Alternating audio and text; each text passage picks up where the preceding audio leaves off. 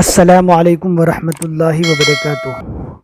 الحمدللہ، ہمیں آپ حضرات سے امید ہے کہ آپ حضرات نے ماشاءاللہ جو سورہ اس سے پہلے ہم نے پڑھائی تھی سورہ فاتحہ وہ آپ نے یاد کر لی ہوگی۔ اگر وہ سبق آپ کو یاد ہو گیا ہے تو آپ آج کا بھی سبق یاد کر لیجئے۔ انشاءاللہ ہم ایک ایک سبق ڈالتے رہیں گے، آپ روزانہ اسی کے مطابق یاد کرتے جائیے۔ انشاءاللہ بہت ہی مختصر وقت میں آپ کو جلدی سے یاد ہو جائے گا۔ تو لمبی بات نہ بڑھاتے ہوئے ہم اماں پارہ کی طرف آتے ہیں۔ آج جو ہم کو دھیان زیادہ رکھنا ہے وہ گنہ کا ہے۔ ہم نے اس سے پہلے مدنی قاعدے میں ایک قاعدہ بتا دیا تھا کہ اگر نون اور میم پر تشدید آتا ہے تو نون اور میم مشدد کا ایک الف کے برابر گنہ ہوتا ہے، یعنی ایک الف کے برابر کھینچ کر پڑھیں گے۔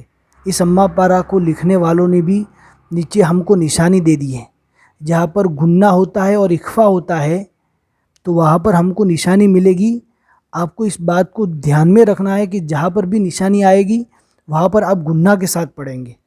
دوسرا کہ حروف مستعلیہ ہے، اس حروف کو یعنی خو، صاد، ضاد، غین، تو، قاف، ذو، اس کا ایکسٹرا سبق کے اندر ہم نے بتا دیا ہے کہ کون سے حروف کو پور پڑھا جاتا ہے۔ ان حروف کو برابر پور پڑھتے ہوئے ہمیں آگے بڑھنا ہے۔ اب ہمارے ساتھ ساتھ پڑھیے، بہت ہی آسان ہے۔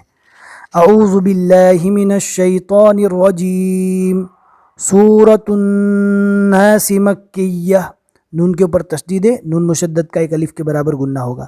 بسم اللہ ہا برابر نکالنا ہے اور اللہ کی ہا جو ہے اس کو نارمل پڑھنا ہے۔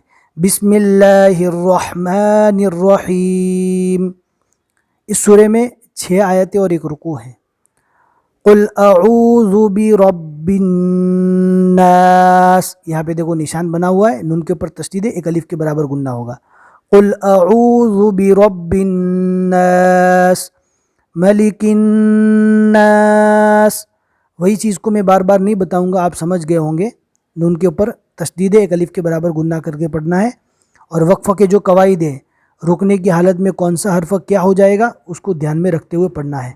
ملک الناس، الہ الناس، من شر الوسواس الخناس، الذی، جہاں پر اس طرح ہو جیسا آپ دیکھ رہے ہو، الف کے اوپر کچھ نہیں ہے لیکن الف کے اوپر زبر دے کر پڑھتے ہیں۔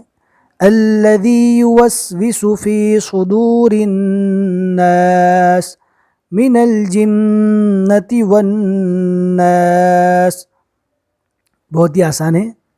انشاءاللہ یہ تشدید نون مشدد اور میم مشدد والا قاعدہ جو ہے انشاءاللہ ڈسکرپشن کے اندر لنک دے دوں گا، آپ جا کر ادھر دیکھ سکتے ہیں کہ نون مشدد اور میم مشدد کو کیسے پڑھنا ہے، کتنا کھینچنا ہے، وہ ساری باتیں آپ کو ڈیٹیل کے ساتھ اس میں مل جائے گی۔ اگر آپ کو پھر بھی کوئی بات سمجھ میں نہیں آئی تو آپ نیچے کامنٹ سیکشن کے اندر میسج کر کے پوچھ سکتے ہیں۔